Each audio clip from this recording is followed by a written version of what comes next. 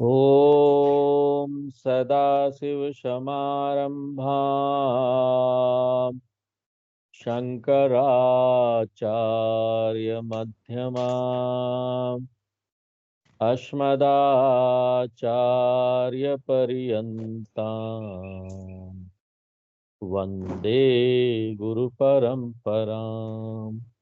ओ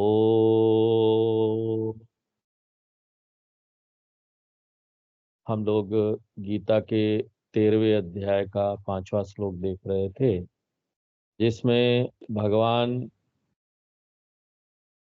क्षेत्रम शब्द का विस्तार कर रहे हैं कि क्षेत्रम में क्या क्या आता है। तो 5वें श्लोक में भगवान ने अस्थायी रूप से सांख्य योग के जो 24 तत्व हैं सृष्टि निर्माण के समष्टि,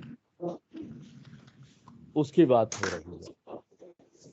यहाँ पर ये सारी चीजें भी जो है, जो ये 24 तत्व है, ये क्षेत्रम में आ जाएगा।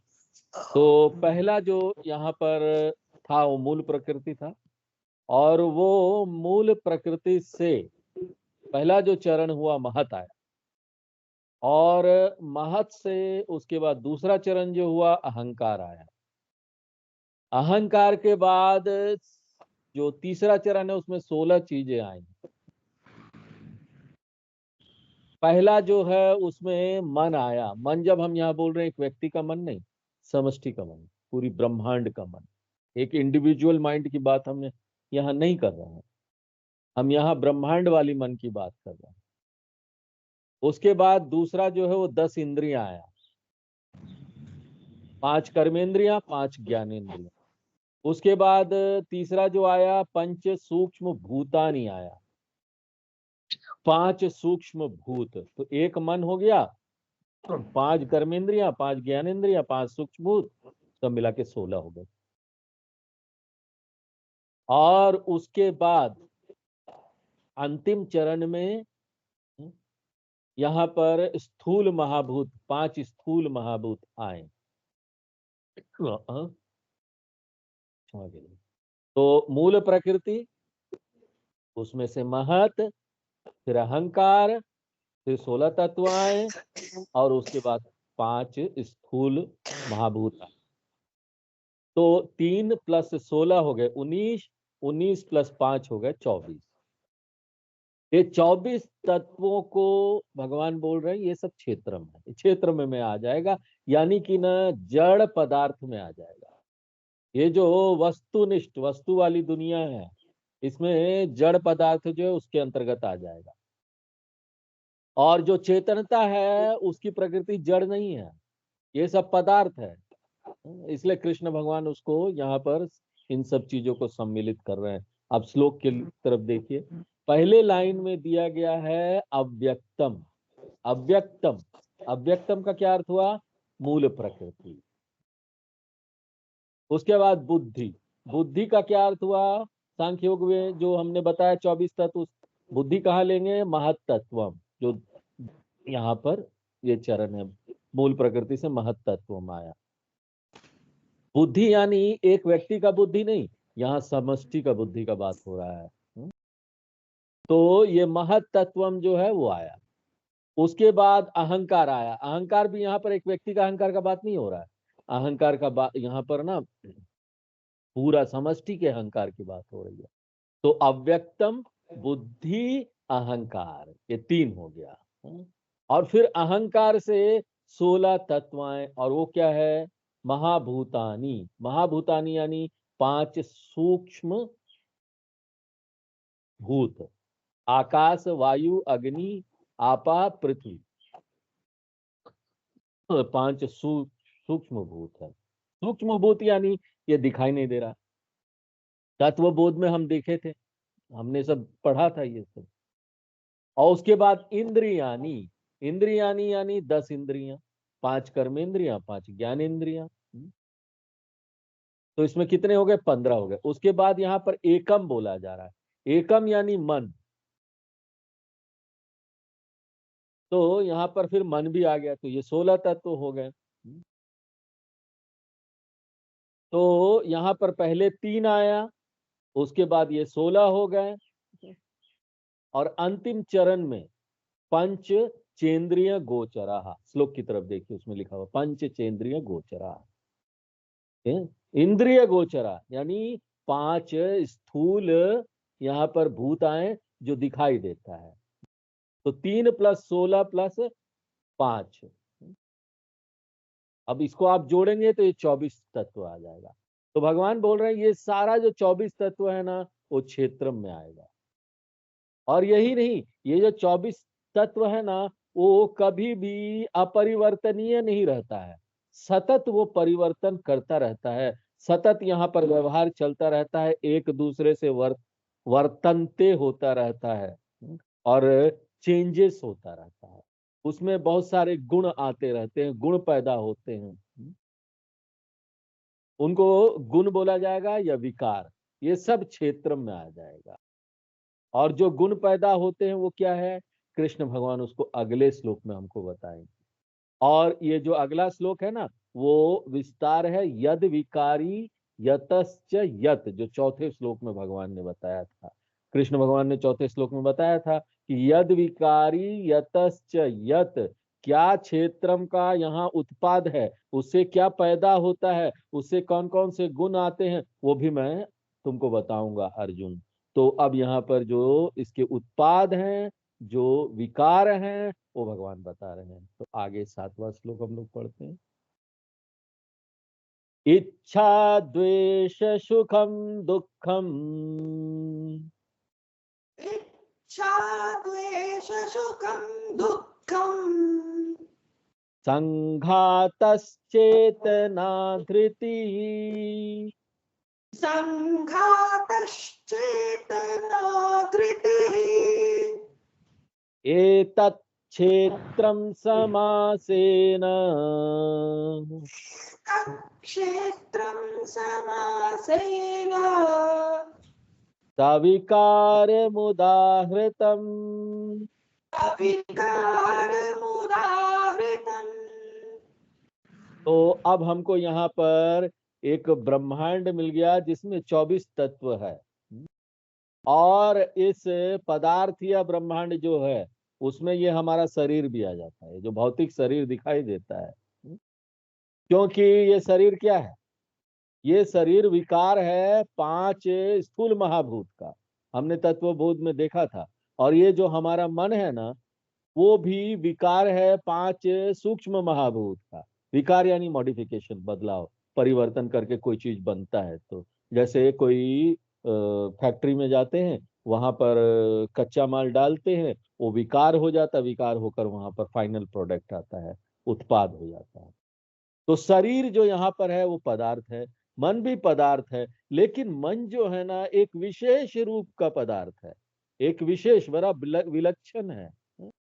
और ये विलक्षणता क्या है मन का, मन ना जड़ है, लेकिन इसमें एक विशेष प्रॉपर्टी है, उसकी उसका एक विशेष गुण है, वो उसकी एक विशेष प्रकृति है कि उसके माध्यम से चेतनता यहाँ पर अभिव्यक्त हो जाती है, और ऐसा लगने लगता है कि ये जो मन है ना वो जिंदा मन है।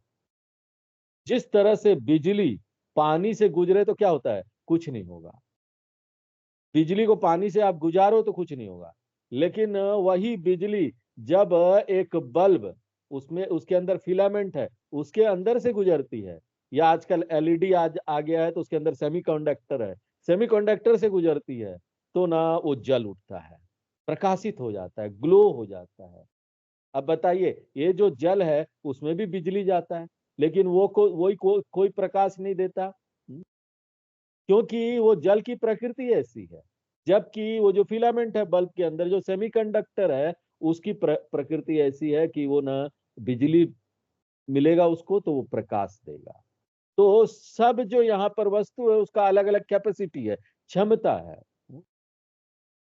अब यहाँ पर लकड़ी है, लकड़ी में ये क्षमता नहीं है कि वो अपने आप को यहाँ पर इलेक्ट्रिसिटी जो है, बिजली जो है उससे पास कराने दे। बिजली बिजली उसमें से पास नहीं कर सकती। क्यों? क्यों कि उसका वैसा नेचर है, भगवान ने बनाया उसको ऐसा है। जबकि कोई भी यहाँ पर मेटल होगा, कोई तार होगा तो उससे बिजली आराम से पास हो जाता है, बल्ब से बिजली आराम से पास हो जाता है। तो इसका एक विलक्षण प्रकृति है, एक विलक्षण नेचर है इस फिलामेंट का, एक सेमीकंडक्टर का जो बल्ब के अंदर होता है। उसी तरह से मन भी क्या है, बल्ब की तरह। वो है तो पदार्थ, है तो वो भौतिक पदार्थ, जड़ है, लेकिन उसमें ऐसी विलक्षण गुण है कि ना वो चेतनता को अपने अंदर सोख लेता है। चेतनता यानी क्षेत्रज्ञ, जो प्रतिबिंबित चैतन्य है वो ना मन को जिंदा कर देती है। ऐसा लगता है मन जिंदा हो गया, है नहीं जिंदा लेकिन जिंदा हो जाता, पता चलने लगता है हमारा मन यहाँ जिंदा हो गया। तो ये जो उधार लिया हुआ चेतनता है, हाँ, ये प्रतिबिंबित चैतन्य।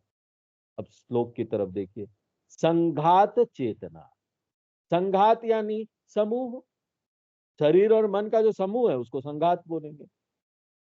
और चेतना यानी वो जो उधार लिया हुआ चेतना है, जो शुद्ध चेतना से उधार लिया है, वो वहां आकर मन को जिंदा कर दे रही, मन के साथ मिल जा रही, मन को भाषित कर दे रही है। अगर आपको एक दूसरा उदाहरण चाहिए ना, तो कल्पना की कि ना एक दर्पण है, आप अपने हाथ में दर्पण रखे हैं और उसके बाद उसको बाहर ले जाते हैं, सूर्य की किरणें हैं, दिन का समय है, तो उस सूर्य की किरणें दर्पण में पड़ेगी, दर्पण प्रकाशित हो उठेगा। हाँ, क्योंकि ना दर्पण से यहाँ प्रकाश कोई भी दर्पण में पड़े तो वो रिफ्लेक्ट कर सकता है, उसकी प्रकृति है, हाँ, उसको प्रतिभाषित कर सकता है। मिरर का जो दर्पण है उसका अपना प्रकाश नहीं है, वो खुद में कोई चीज को प्रकाशित नहीं कर सकता या खुद प्रकाश नहीं दे सकता, वो तो सूर्य से प्रकाश उधार ले रहा है। और सूर्य से प्रकाश उधार लेकर वो जो दर्पण है, ऐसा लगता है ना कि वो प्रकाशित हो गया। हम लोग बचपन में ऐसा करते थे, छोटा अगर टूटा हुआ कोई शीशा है उसको ले लेते थे और उसके बाद ऐसे ऐसे करके उसमें से ना सूर्य का प्रकाश उसकी तरफ डालते थे, पेपर की तरफ, तो पेपर जल जाता था। तो ऐसा करके देखते थे। तो उसमें वो प्रकृति है उसकी, अपना प्रकाश नहीं है, सूर्य का प्रकाश लेकर वो कुछ कर पा रहा है। उसी प्रकार मन भी जो है ना वो जड़ है, उसका अपना प्रकाश नहीं है, उसकी अपनी चेतनता नहीं है, उसने ना शुद्ध चैतन्य से ये प्रकाश, ये चेतनता उधार लिया हुआ है। जिस तरह से एक दर्पण में प्रतीत होता है, ये प्रकाश जो है वो भाषित होता है। और वेदांत में इसको क्या बोलते हैं, चिदाभास, प्रतिबिंब, प्रतिबिंब पड़ता है, और वो उसका नाम क्या पड़ जाता है, प्रतिबिंब चैतन्य। और ये जो प्रतिबिंब है वो कहाँ कहाँ आपको मिल सकता है, जहां जहां ये माध्यम है, जहां जहां आपको दर्पण जैसा माध्यम मिलेगा। आप देखिए कोई मार्बल का फ्लोर है बड़ा चमकता हुआ, वहां भी आपको ना सूर्य प्रकाशित हो जाएगा।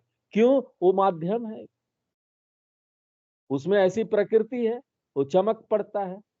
टाइल से उसमें भी देखिए। तो ये जितना भी ये सारा माध्यम है ना, जो यहाँ पर प्रतिबिंब देता है, वो ना क्षेत्रम का ही भाग है। ध्यान रखिए, जब हम यहाँ पर शुद्ध चैतन्य की बात करते हैं, जो चेतनता है जिसमें कोई उपाधि नहीं है, वो क्षेत्रम का भाग नहीं। लेकिन जो प्रतिबिंब, चिदाभास जो चैतन्य है, वो क्षेत्रम का भाग बन जाता है, क्योंकि वो इस जड़ ब्रह्मांड का भाग। इसलिए कृष्ण भगवान बोल रहे हैं संघातः, ये जो शरीर मन का संघात है, उसमें ये उधार लिया हुआ चेतनता है। इसलिए ये जो मन है ना वो जिंदा मन बन जाता है, और ये मन में इतनी क्षमता आ जाती है कि दुनिया को अनुभव कर सके। और जिस क्षण ये मन ना एक जिंदा मन बन जाता है, जिसमें ये क्षमता आ जाती है कि वो पूरी दुनिया को अनुभव कर सके, तो मन क्या करना शुरू करता है, मन ना दुनिया को विभाजित करना और श्रेणीबद्ध करना शुरू करता है। ये अच्छा है, ये खराब है। अच्छा, इच्छा द्वेष, इच्छा से शुरू होता है। इच्छा यानी राग आता है, हम किसी चीज को पसंद करने लगते हैं, आसक्ति हो जाती है दुनिया जो ये ब्रह्मांड है उसके एक भाग से, इससे हमको आसक्ति है। और ये किस प्रकार का मन का काम है, किस प्रकार का मन ऐसा कर पाती है? एक जिंदा मन। और मन कैसे जिंदा हुआ है? चेतना उधार लेकर, उसमें चेतना का प्रतिबिंब पड़ रहा है। इसलिए इच्छा यानी कि राग आ गया है। यहाँ पर इस श्लोक में जो इच्छा बोला जा रहा है उसका अर्थ है राग। और यही नहीं कि सिर्फ राग आएगा, राग आएगा तो सिक्के का दूसरा पहलू भी है, द्वेष। हम किसी को फूटी आंख देखना नहीं चाहते, हाँ? यानी कि बहुत घृणा करते किसी से, अरे ये हमारे सामने ना आए तो अच्छा है। इसलिए यहाँ पर कुछ लोग हैं जिसको हम पसंद नहीं करते, और कुछ लोग हैं जिसको हम बहुत पसंद करते हैं। ये दुनिया है, यहाँ पर दुनिया की कुछ कुछ चीजें हमको पसंद है, कुछ चीजें ना पसंद है।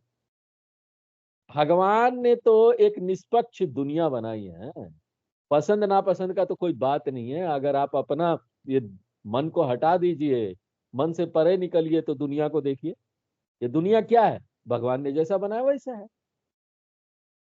लेकिन हम क्या करते हैं, जब मन आ जाता है तो ना दुनिया की हर एक चीजों में ना अपना निजी भावना डालना शुरू करते हैं। ये पसंद है नापसंद है, पसंद है नापसंद है। भगवान ने तो एक न्यूट्रल दुनिया बनाई है, एक निष्पक्ष दुनिया बनाई है। लेकिन हम क्या करते हैं, उसको रंग देते हैं, लाल है, पीला है, काला है, नीला है। और हम उसको ना उस रंगे हुए दुनिया को देखते हैं। ये ऐसे ही है जैसे एक व्यक्ति है, वो ना रंगा हुआ चश्मा पहना हुआ है, कलरफुल चश्मा, रंगीन चश्मा। और रंगीन चश्मा पहनने के बाद बोलता है, अरे भैया ये सब बाहर ना अंधेरा अंधेरा क्यों दिख रहा है? भगवान ने थोड़ी ना अंधेरा किया है, आपने वैसा चश्मा पहन लिया है। उसी तरह राग द्वेष क्या है? ये रंगीन चश्मा है जो मन से पैदा होता है, और ये अपनी ही दुनिया बनाता है, एक प्राइवेट दुनिया। इसलिए हम बोलते हैं ना, एक हमारी निजी दुनिया है संसार। हर एक व्यक्ति का एक निजी दुनिया है। हर एक व्यक्ति इस दुनिया को अपने उस मन से देखता है और उसके लिए एक नई दुनिया बन जाती है, एक निजी दुनिया। और एक बार आपने इस दुनिया को एक इस तरह से विभाजित कर दिया कि कुछ वांछित है, कुछ अवांछित है, कुछ चाहिए, कुछ नहीं चाहिए, तो इसका परिणाम क्या होता है? सुख और दुख आएगा। अगर आप इससे परे निकलकर सिर्फ दुनिया को दुनिया की तरह देखिए तो सुख दुख नहीं आएगा। ये जो चाहिए वाला दुनिया है, ये दुनिया जो हमको पसंद है, वो यहाँ पर सुख और दुख लेके आता है।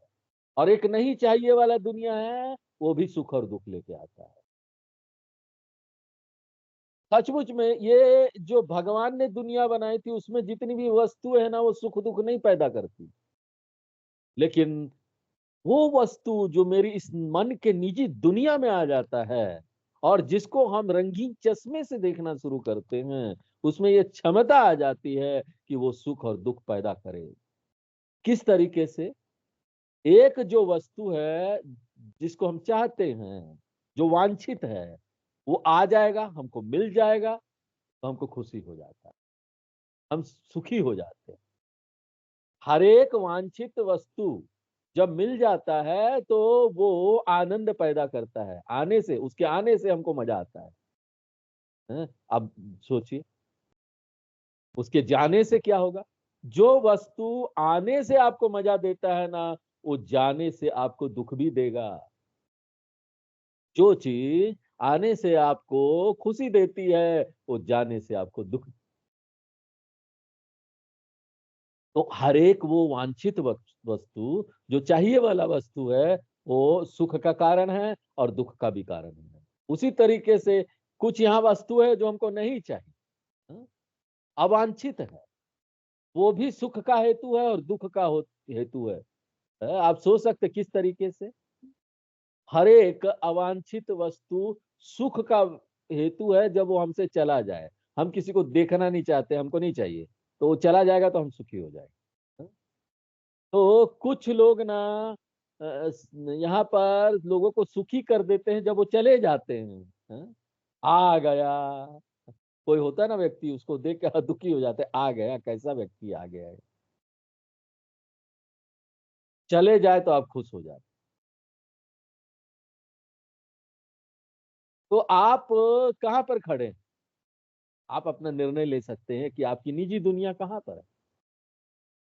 एक नहीं चाहने वाला वस्तु जब चला जाता है तो आपको खुशी देता है, और जब आता है तो आपको दुखी कर देता है।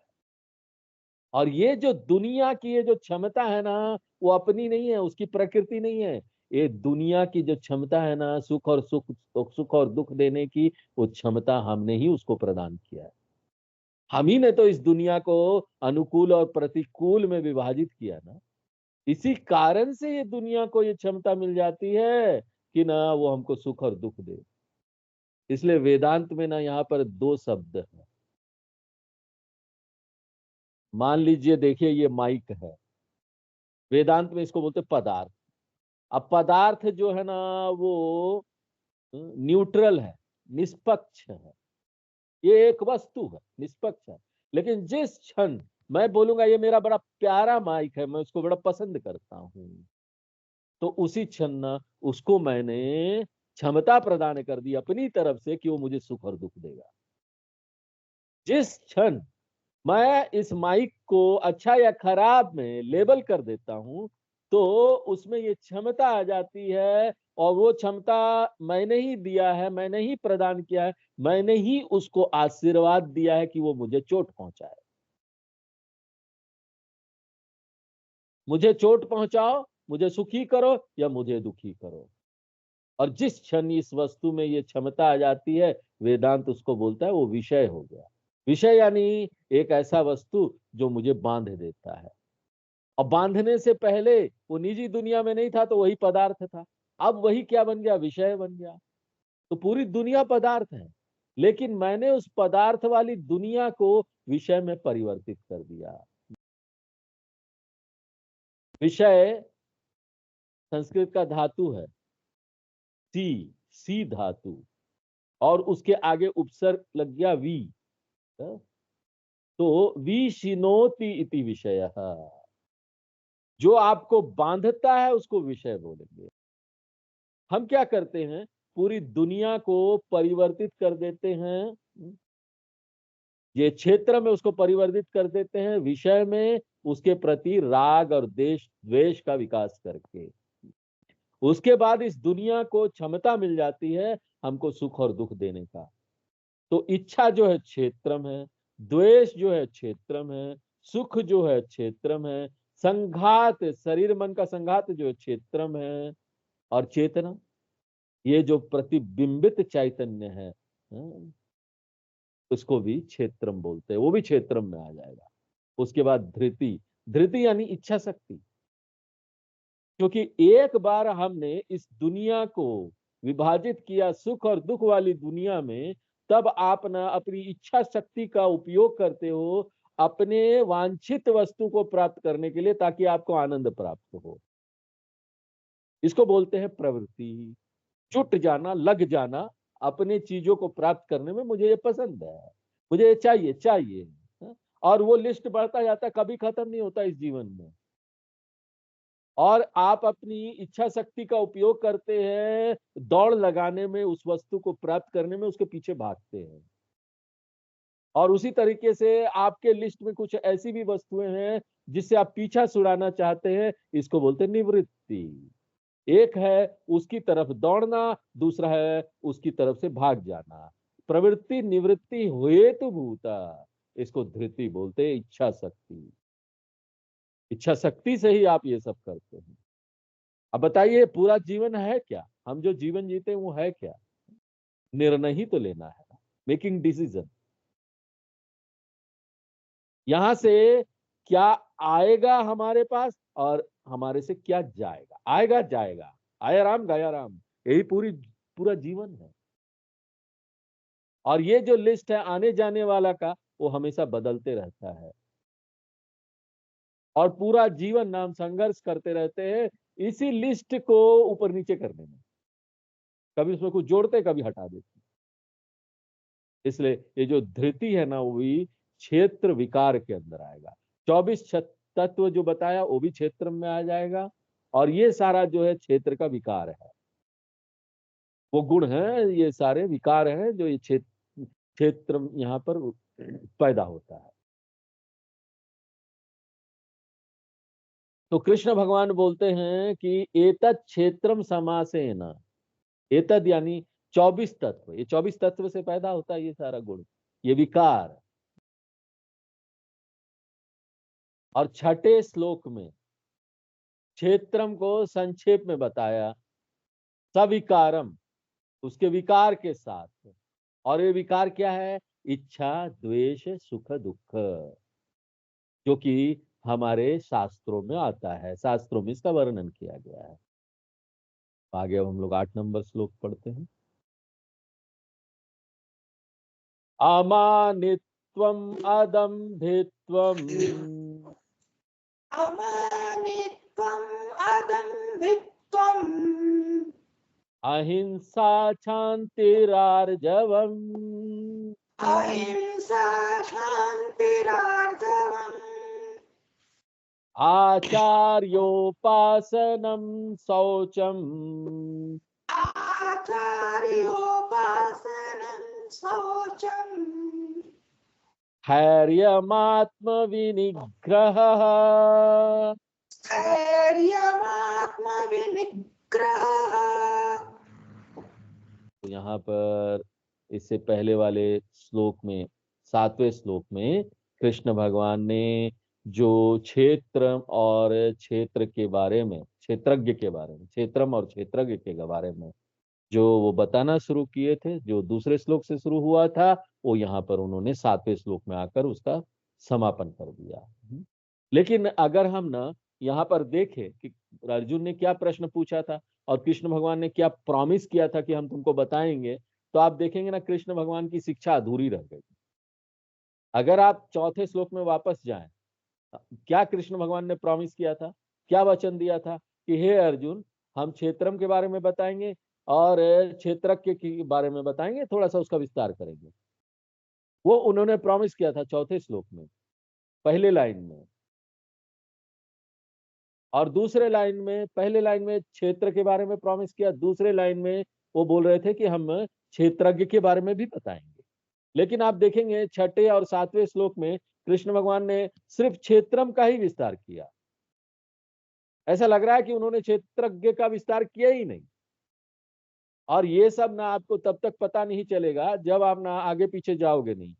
पीछे का श्लोक भूलते जाएंगे, आगे बढ़ते जाएंगे ना, कभी पीछे देखेंगे नहीं कि क्या बताया गया, फिर से नहीं देखेंगे, तो कभी भी ना आपको ये बात समझ में नहीं आएगी कि कृष्ण भगवान ने अपना प्रॉमिस तो रखा ही नहीं। उन्होंने बोला था ये क्षेत्रम के बारे में बताएंगे और क्षेत्रज्ञ के बारे में भी बताएंगे, क्षेत्रम बता के छोड़ दिया। क्या कृष्ण भगवान भूल गए क्या? हा? अगर कृष्ण भगवान भी भूल जाते हैं, इतने बड़े आचार्य, इतने बड़े जगत गुरु, तो मेरा भी तो भूलना क्या है? कुछ नहीं है मेरा भूलना। मैं भी इस संसार में बहुत सारी चीजें भूल जाऊंगा। नहीं कर पाया, भूल गया था। कई लोग बोलते भूल गए, हम नहीं कर पाए हैं। नहीं, क्यों भूले भाई? इतना बार याद दिलाए, इतना बार बताए, फिर भी भूल जाते हो। नहीं नहीं स्वामी जी, आप ऐसा क्यों बोल रहे? कृष्ण भगवान भी तो भूल गए। अर्जुन को बोला 2 बताएंगे, बताया ही नहीं। तो ना यहाँ पर शंकराचार्य जी आते हैं। शंकराचार्य जी कृष्ण भगवान के बचाव में आते हैं। नहीं नहीं भैया, भगवान ऐसे नहीं हो सकते। भगवान कोई ना सामान्य जगत गुरु नहीं है, सामान्य आचार्य नहीं है कि वो प्रॉमिस करेंगे कि मैं तुमको ये शिक्षा दूंगा और देंगे नहीं। शंकराचार्य जी इसका एक्सप्लेनेशन देते हैं कि क्षेत्रज्ञ जो है ना, वो ज्ञेय और पुरुष उसके समान है, तीनों एक ही है। और ये मैंने पहले आपको बताया था, शायद आपको पता हो कि नहीं हो, शुरू में ही बताया था। हमने बताया था कि क्षेत्रज्ञ, ज्ञेयम और पुरुष ये समान शब्द है। ये तीनों किसको संकेत करते हैं, किसका अर्थ बताते हैं? चेतनता का, चेतन सत्ता का। है तो ये तीनों समान, लेकिन अर्जुन इस सत्य को नहीं जानता, इसलिए ना वो भगवान से अलग अलग पूछता है। हाँ, भगवान ये भी क्या है, ये भी क्या है, ये भी है, तो तीनों एक ही। ये ऐसे ही है ना, कोई आके हमसे पूछता है स्वामी जी मैं ना वेदांत और उपनिषद दोनों पढ़ना चाहता हूँ। अरे भैया वेदांत पढ़ लिया मतलब उपनिषद भी आ जाएगा उसमें, और उपनिषद पढ़ लिया यानी उपनिषद ही तो वेदांत है। ये ऐसा ही है ना, कोई व्यक्ति बोल रहा हो कि ना ये जो आंखों का काजल है वो कैसा होता है मालूम? सफेद होता है, हल्दी की तरह। अब बताइए, ना तो वो काजल के बारे में जानता है ना हल्दी के बारे में जानता है। उसी तरह अर्जुन भी नहीं जानता है, इसलिए अलग अलग ये पूछ रहा है तीनों को, जबकि तीनों एक ही चीज है। इसलिए कृष्ण भगवान को लगा कि अभी यहाँ पर तो जो क्षेत्रज्ञ है उसके बारे में हम नहीं बता रहे हैं, लेकिन ना वो आगे जाकर इसका पूरा जो है ना रहस्य खोलेंगे, कि गेयम के बारे में बताएंगे, और यही वो चीज है क्षेत्रम यानी गेयम यानी पुरुष। आगे जाकर बताएंगे गेय और पुरुष का डिस्क्रिप्शन बताएंगे, उसका वर्णन करेंगे, बताएंगे। इसलिए शंकराचार्य जी बोलते हैं कि कृष्ण भगवान भूले नहीं है, वो हमारे जैसे नहीं है कि भूल जाएंगे। उनको पूरा मार्क मिलना चाहिए एग्जाम में, हाँ? वो कोई चीज नहीं भूलते हैं, हाँ? तो ये जो विषय था क्षेत्र और क्षेत्रज्ञ का, उसको पूरा करने के बाद अब कृष्ण भगवान इस श्लोक से तीसरे विषय में आ रहे हैं। और तीसरा विषय क्या है? कृष्ण भगवान जो यहाँ पर तीसरा विषय ले रहे हैं वो ज्ञानम। श्लोक नंबर 8 से 12। देखिए जब हम यहाँ पर श्लोक नंबर बोल रहे हैं ना, तो आपको बड़ा सावधान रहना चाहिए। ये हम गीता प्रेस के किताब के अनुसार नहीं बोल रहे हैं। गीता प्रेस के किताब में पहला जो श्लोक है, अर्जुन का जो प्रश्न था, वो उन्होंने नहीं लिया है। तो अगर आप गीता प्रेस के किताब में जाएंगे तो वो श्लोक नंबर 7 से 11 हो जाएगा, है ना, कम हो जाएगा एक श्लोक। लेकिन हम यहाँ पर एक श्लोक बढ़ा कर ले रहे हैं, हाँ? हाँ, तो आप ना ये सही तरीके से इसको कैलकुलेट कर लीजिए। अगर आप अर्जुन का प्रश्न सम्मिलित करते हैं तो ये होगा श्लोक नंबर 8 से 12। तो यहाँ पर ज्ञानम का क्या अर्थ है? इस अध्याय में कृष्ण भगवान इस श्लोक में ज्ञानम का एक विशेष अर्थ ले रहे हैं। सामान्यतः ज्ञान का क्या अर्थ होता है?